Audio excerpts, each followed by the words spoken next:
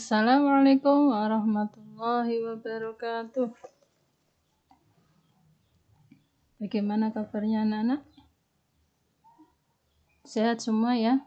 Alhamdulillah. Nah, yuk mari bersama sebelum kita mulai kegiatan belajar, kita awali dahulu dengan membaca Bismillahirrahmanirrahim. Anak-anak, pada pertemuan kali ini nanti kalian akan mempelajari sebuah bab baru yang yaitu tentang bentuk aljabar. Karena ini merupakan bab baru buat kalian, maka mari bersama-sama kalian betul-betul untuk memperhatikan. Ya, dimulai dari pengenalan apa itu bentuk aljabar. Mari perhatikan ilustrasi berikut.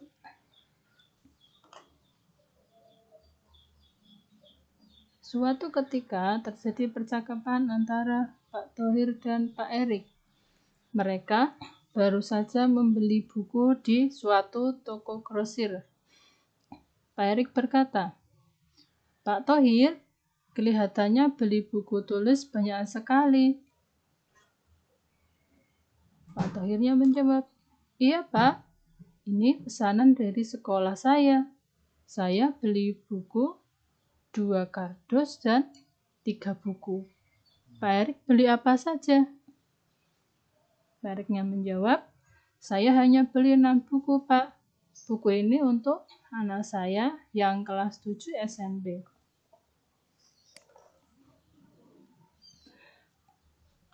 Dari ilustrasi tersebut dapat kita buat gambaran bahwa Pak Erik membeli 6 buku.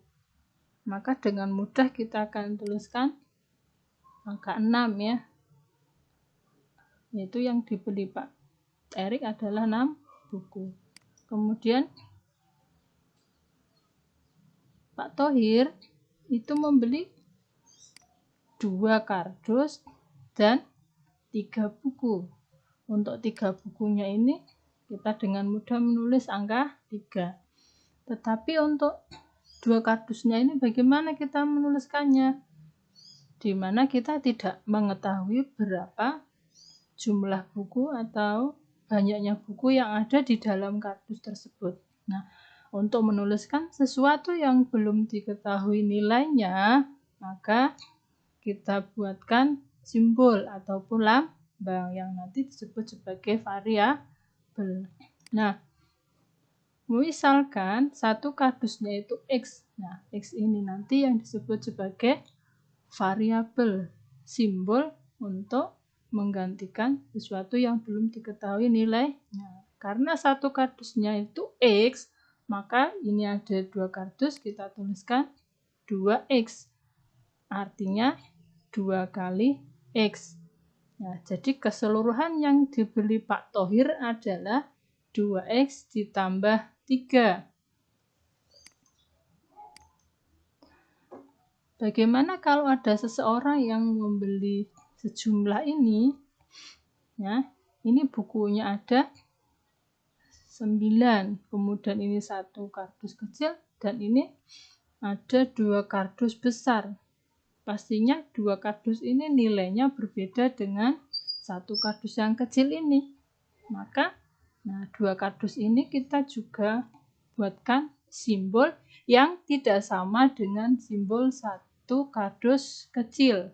Ya, kalau tadi 1 kardus kecil ini adalah X, maka 2 kardus ini kita misalkan dengan simbol yang lain. Nah, di sini saya misalkan dengan Y, karena di sini ada 2 kardus, maka saya tuliskan 2Y ditambah X ditambah 9. Nah, ini kita sudah menjumpai beberapa bentuk aljabar. Sekarang mari kita ketahui beberapa pengertian dari bentuk aljabar. Nah, yang pertama adalah variabel. Variabel tadi yang sudah saya sampaikan adalah X dan Y sebagai sebuah lambang yang menggantikan suatu bilangan yang belum diketahui nilainya dengan jelas atau disebut juga sebagai peubah. Nah, variabel ini tadi menggunakan huruf A sampai dengan Z yang dituliskan dengan huruf kecil. Berikutnya koefisien. Koefisien adalah bilangan yang menyertai variabel atau letaknya ada di depan sebuah variabel. Kemudian konstanta adalah suku dari suatu bentuk aljabar yang berupa bilangan yang tidak memuat variabel. Dan suku itu yaitu variabel beserta koefisiennya atau konstanta pada bentuk aljabar yang dipisahkan oleh operasi jumlah atau selisih. Nah, untuk lebih jelasnya yang mana variabel, koefisien, konstanta maupun suku, mari perhatikan contoh berikut. Nah, ini tadi yang dibeli oleh Pak Thohir ya. Nah, 3 ini adalah hanya angka saja ya, tidak memuat variabel. Maka ini yang disebut sebagai konstanta. Kemudian X ini, X ini adalah sebuah lambang yang menggantikan bilangan yang belum diketahui nilainya, maka X ini adalah variabel. Kemudian 2, 2 ini menyertai variabel. Dia letaknya ada di depannya variabel, maka 2 ini yang disebut sebagai koefisien. Siapa koefisiennya X, maka koefisiennya X adalah 2. Nah, kemudian tadi ada suku. Ya. Nah, suku tadi dipisahkan oleh yang namanya operasi. Di sini jumlah ya, bisa jumlah, bisa kurang. Nah, ini yang disebut sebagai suku. Sukunya siapa saja pada bentuk aljabar ini? Yaitu 2Y, kemudian X, kemudian 9. Ya. Jadi, pada bentuk aljabar ini ada 3 suku. Siapa saja? 2Y, X, dan 9. Melihat dari banyaknya suku, maka ada beberapa bentuk aljabar, yaitu monomial, binomial, trinomial, dan polinomial. Apa itu monomial? Monomial adalah bentuk aljabar yang hanya terdiri dari satu suku atau suku tunggal. Sedangkan binomial adalah terdiri dari 2 suku. Trinomial, tri itu 3 ya, jadi bentuk aljabar yang terdiri dari 3 suku. Nah, sedangkan polinomial adalah bentuk aljabar yang terdiri dari lebih dari 3 suku, berarti bisa 4, 5, 6, dan seterusnya. Nah, supaya lebih jelas, perhatikan contoh ya. Ini ada bentuk aljabar 2A kuadrat kurangi 5A ditambah 3. Nah, kita identifikasi ya. Nah, ada berapa suku? 3 suku, maka disebut sebagai trinomial. Siapa saja suku-sukunya? 2A kuadrat min 5A. Ingat ya, ini tandanya ini diikutkan dalam sebagai sebuah suku.